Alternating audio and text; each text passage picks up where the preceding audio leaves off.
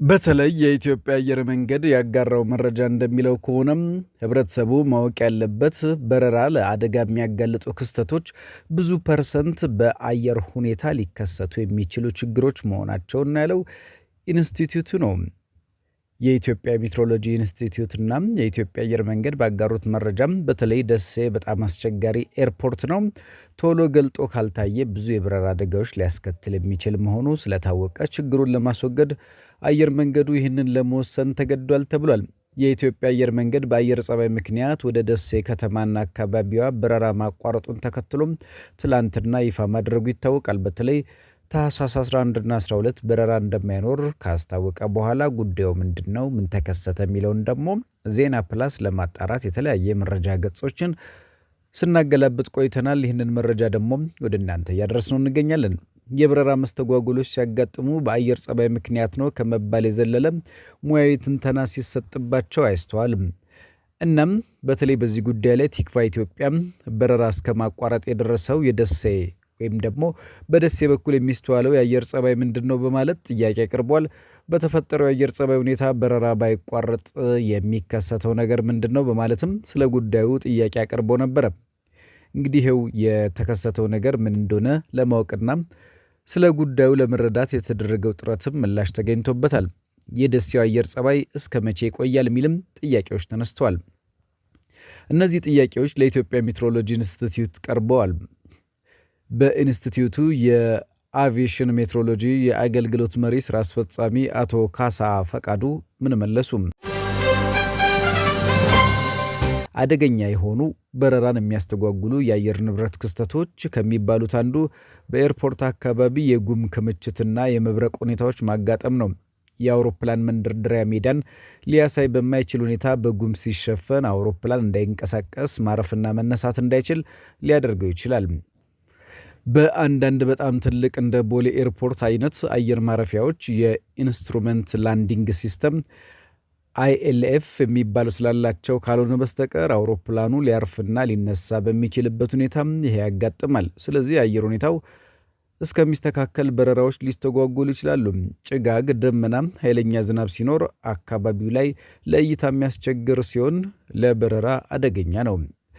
በአቪዬሽን ኢንዱስትሪ ውስጥ የተሳፋሪው የህይወት የንብረት ደህንነት ለማረጋገጥ የበረራ ደህንነትን ማረጋገጥ ወሳኝ ነው።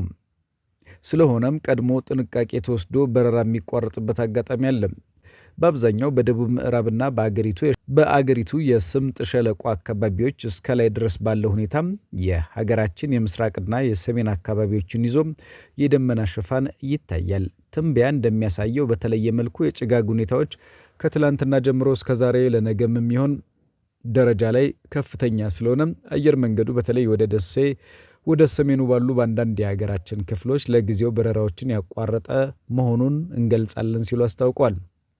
በረራ ባይቋረጥ ሊከሰት የሚችለውን ነገር በተመለከተ መሪ ስራ አስፈጻሚው ለቲክቫ ኢትዮጵያ ምን አሉ?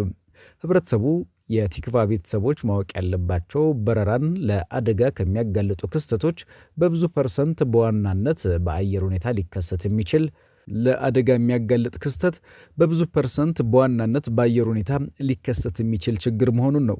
ትልቁ ነገር ከሁሉም ነገር በፊት የበረራ ደህንነት ማስቀደም ነው። የአቪዬሽን ኢንዱስትሪው የሚያስቀድመው ለበረራ ደህንነት ነው። ችግር እንዳያጋጥም ከወዲሁ ይጠነቀቃል።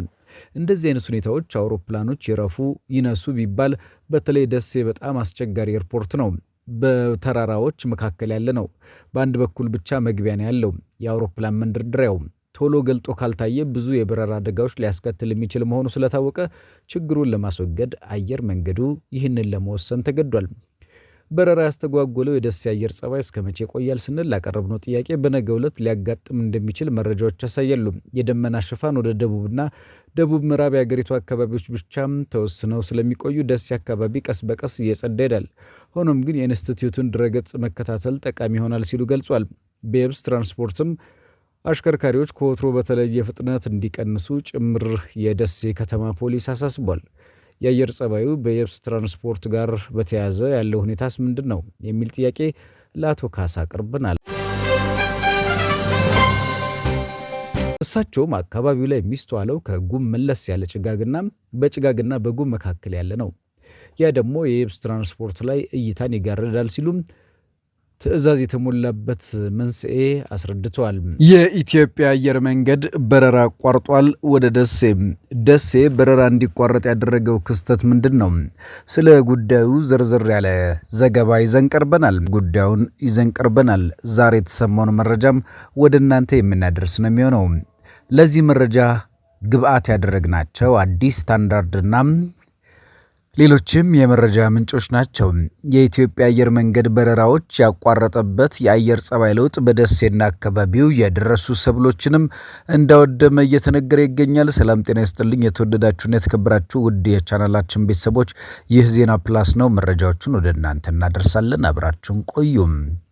በአማራ ክልል በደቡብ ወሎ ዞን ደሴ ከተማና አካባቢዋ በድንገት የተቀየረ የአየር ሁኔታ ምክንያቱም ምን እንደሆነ ባይታወቅም የኢትዮጵያ አየር መንገድ በረራዎችን ለማቋረጥ መገደዱ አስታውቋል።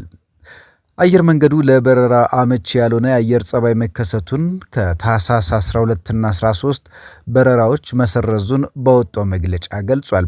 አየር መንገዱ ከሜትሮሎጂ በሚያገኘው መረጃ መሰረት ሁኔታውን እየተከታተለ የአየር ሁኔታው ሲስተካከል በረራዎቹ ወደ መደበኛ አገልግሎት እንደሚመለሱ አመልክቶ በአገልግሎቱ መቋረጥ ለተፈጠረው መጉላላት ይቅርታ ጠይቋል። በተመሳሳይ በደሴ ዙሪያ ወረዳም በተለይም በደረባና በአደይ ቀበሌዎች ታህሳስ 11 ከቀኑ 9 ሰዓት ጀምሮ በረዶ የቀላቀለ በጣለ ከባድ ዝናብ በደረሰ ሰብሎች ላይ ከፍተኛ አደጋ ወይም ደግሞ ውድመት ማድረሱን የወረዳው ግብርና ልማት ጽሕፈት ቤት አስታውቋል። የወረዳው ግብርና ልማት ጽሕፈት ቤት ምክትል ኃላፊ አቶ ሁሴን ዮሱፍ በረዶ ለመሰብሰብ ደርሰው የነበሩ ሰብሎች ላይ በድንገት በመጣሉ ከፍተኛ ብክነት ማስከተሉን ጠቅሰዋል። ምክትል ኃላፊው አክለውም ሰሞኑን የሚታየው ዝናብ በደረሱ ሰብሎች ላይ ጉዳት እያደረሰ በመሆኑ አርሶ አደሩ ከሰላም ስራዎች በተጨማሪ የደረሱ ሰብሎችን በተደራጀ ሁኔታ በመሰብሰብ የሚደርሰውን ተጨማሪ ውድመት እንዲከላከል ጥሪ አቅርበዋል። እንግዲህ አየር መንገዱም ሆነም ሌሎች አካላት የትራንስፖርቱንና የአየር ሁኔታውን ጉዳይ ሊያስተጓጉል የቻለው ይሄው የድንገተኛ የአየር ለውጥ ጉዳይ ነው። በተለይ ከዚህ ቀደም እንደዘገብነው ወደ ደሴ በረራ መቋረጡን ገልጸን ነበረ። ትላንትናና ዛሬ ወደ ደሴ የሚደረገውን በረራ ለማቋረጥ ተገድጃለሁ ያለው የኢትዮጵያ አየር መንገዱ በአሁኑ ሰዓት በደሴና አካባቢዋ ባለው ለበረራ አመቺ ያልሆነ የአየር ጸባይ ምክንያት በትላንትናው ዕለትና በዛሬው ዕለት ወደ ከተማዋ የሚያደርገው በረራ ለማቋረጥ መገደዱን በትላንትናው ዕለት በማህበራዊ ገጾች እንዲሁም በኢትዮጵያ አየር መንገድ ማህበራዊ ትስስር ገጾች ላይ መጋራቱ ይታወቃል።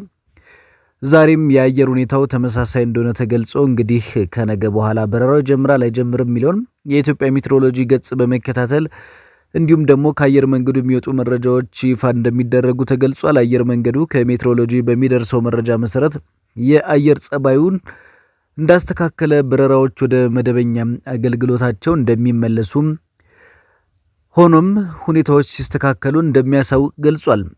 በአገልግሎት መቋረጥ ምክንያት ለሚፈጠረው መጉላላትም ደንበኞቹን ሰፋ ያለ ይቅርታ ጠይቋል። አየር መንገዱ እንዲህ ያሉ ክስተቶች ሲፈጠሩ አደገኛ በመሆናቸው ለተሳፋሪው ደህንነት ሲባል በረራ እንደማያደርግ ገልጿል።